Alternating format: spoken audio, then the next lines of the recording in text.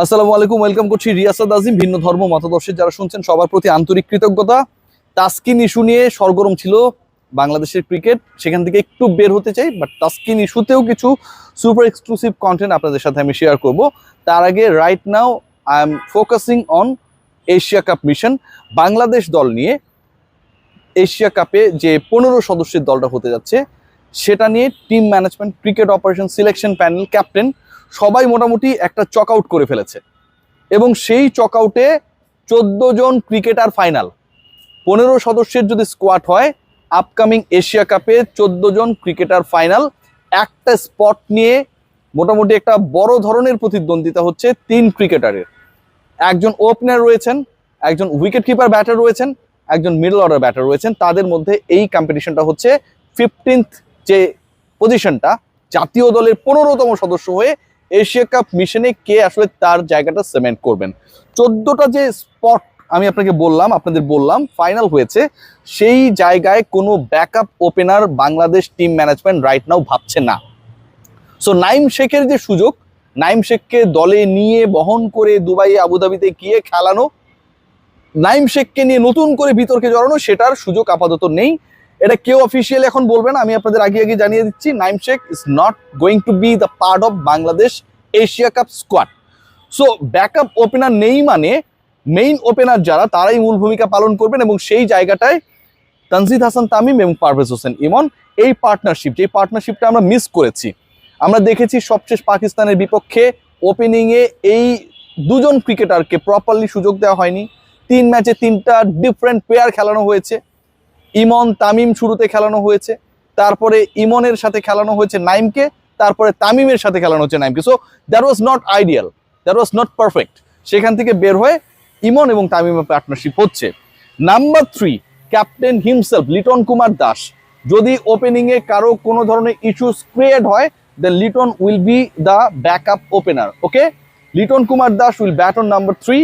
দুজন ওপেনার যাদের কথা আমি বললাম, তাদের সাথে যদি কোনো ধরনের ইস্যুস ক্রিয়েট হয়, then Liton will open for Bangladesh in the upcoming Asia cup. 3টে স্পট আমি আপনাদেরকে বলে দিয়েছি, এই 3 জনই ওপেনার বা 1 ডাউন ব্যাটার, 1, 2, 3।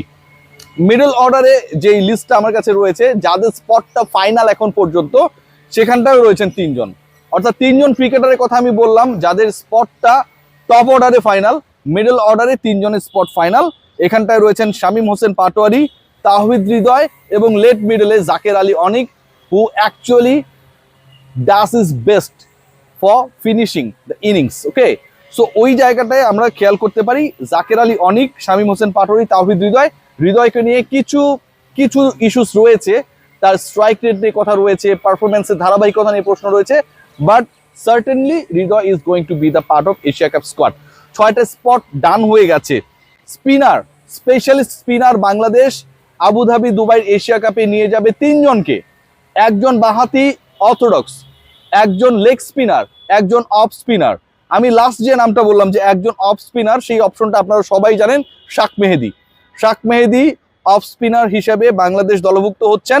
এবং এই সাথে leg spinner Rishad Hossain, the only option right now we have, and the brilliant Nasum Ahmed, left arm orthodox.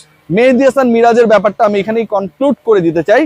Mehedi Hasan মিরাজকে নিয়ে এশিয়া কাপে team management, captain, selection panel, 15th member যে স্কোয়াডটা ultimately going to be announced, যেটা আরো কিছুটা লেট রয়েছে, বাট প্রবাবল স্কোয়াডের মধ্যে মেহেদি হাসান মিরাজকে লাইক নাইম শেখের মতো বিবেচনা করা হচ্ছে না। Mehedi Hasan Miraz is not considering to be the part of Asia cup squad. এর বাইরে পেস ডিপার্টমেন্টে একটা বড় ধরনের ইস্যুস রয়েছে। সেখানটা একজন পেস বোলিং অলরাউন্ডারকে বাংলাদেশ রাখছে, আর বাকি যারা তারা নিখাত পেসার। পেস বোলিং অলরাউন্ডারের আলোচনাটা যখন আমরা করি, তখন আপনারা বুঝেই যান যে আসলে এই মানুষটাকে, হি ইজ, আমরা সবাই জানি যে মোহাম্মদ সাইফুদ্দিন। তো মোহাম্মদ সাইফুদ্দিনের সাথে 4 জন পেসার থাকছে। তার সাথে অ্যাড হচ্ছেন শরীফুল ইসলাম, তার সাথে অ্যাড হচ্ছেন তাসকিন আহমেদ, তার সাথে অ্যাড হচ্ছেন মুস্তাফিজুর রহমান এবং তানজিম হাসান সাকিব। বাংলাদেশ টোটাল 5 জন pacer including Mohammad Saifuddin carry করবে, যেহেতু বাংলাদেশের মিডল অর্ডারটা খুব বেশি এক্সপেরিয়েন্স না, খুব বেশি ডিপেন্ড করা যায়, এই কনফিডেন্স দেয় না। সো লেট মিডিলে, লোয়ার মিডিলে, টেলের দিকে যদি শাক মেহেদি বা সাইফুদ্দিনের মতো কেউ একজন থাকে আফটার জাকের আলী অনিক, তাহলে it would be helpful for the team Tigers. এই বিবেচনায় সাইফুদ্দিনের স্পট কনফার্ম, সাথে বাকি 4 জন পেসার। সো আমি যে নামগুলা বললাম, এই নামগুলো যদি বলি এক এক করে, তানজিদ তামিম, পারভেজ ইমন, লিটন দাস, হৃদয়, শামীম হোসেন পাটোয়ারি, জাকের আলী অনিক, রিশাদ হোসেন, শাক মেহেদি, নাসুম আহমেদের সাথে অ্যাড হচ্ছেন আরো 5 জন, Taskin Ahmed, Mustafizur Rahman, Tanzim Sakib, Shoriful and Mohammad Saifuddin. Total number হয় কত? 14 জন। স্পট থাকে একটা, এবং সেই একটা জায়গার জন্য সৌম্য সরকার, নুরুল হাসান সোহান, মাহিদুল ইসলাম অঙ্কন, এই 3 জনের একটা ব্যাটেল হচ্ছে।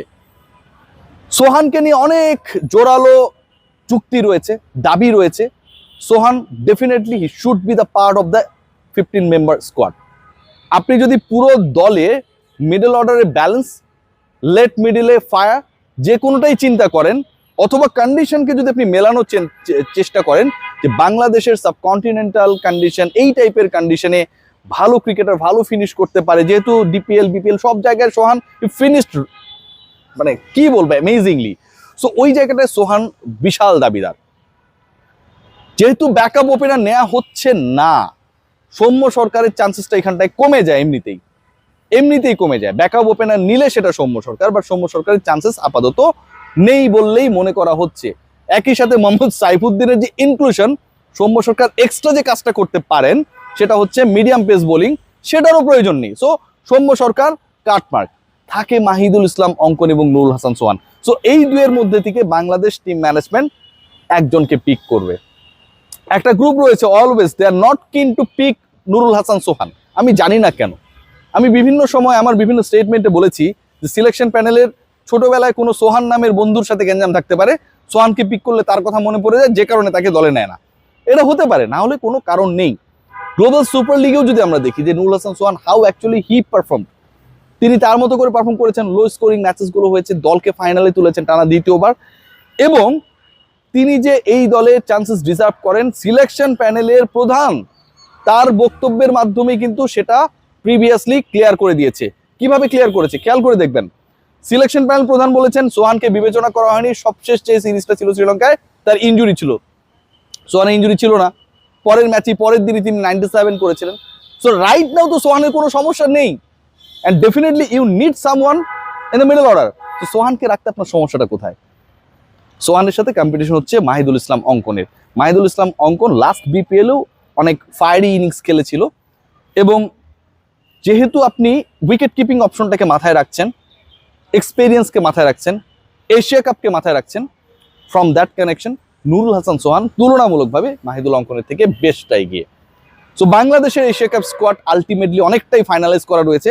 একটা স্পট নিয়ে সর্বোচ্চ ডিবেট হবে, এবং সেই স্পটটায় অঙ্কন নাকি সোহান কে থাকবে সেটাই হচ্ছে দেখার। সবাই ভালো থাকবেন, টেক গ্রেট কেয়ার।